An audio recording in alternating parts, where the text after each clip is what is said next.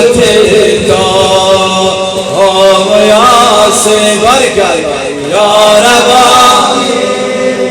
یا ربانی حرمتك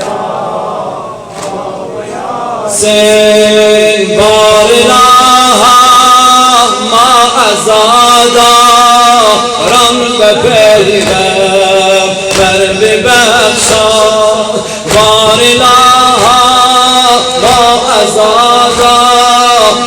به پیغمبر ببخشا جمله این سینه زن را در سفیر محشر ببخشا جمله این سینه زن را در سفیر محشر ببخشا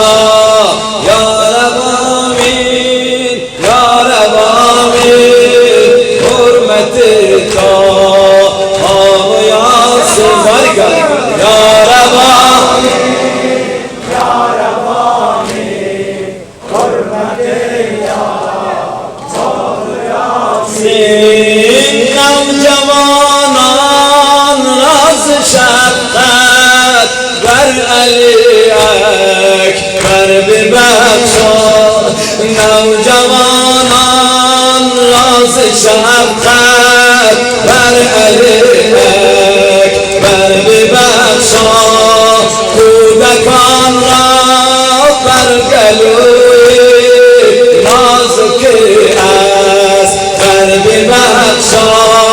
کودکان را بر گلوی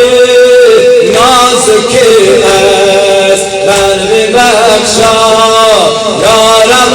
آمین حرمتك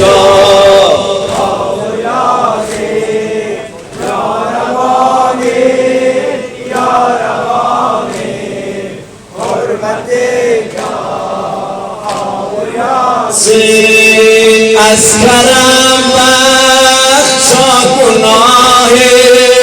حاضر را جمله یکسر از کرم بخشا گناه حاضر را جمله یکسر حق زهرا حق حیدر حق پیغمبر ببخشا یا رب آمین یا رب آمین حرمتك برکت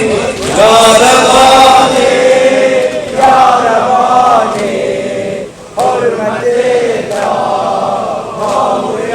یاسین مجمع اهل ازارا مرد و زن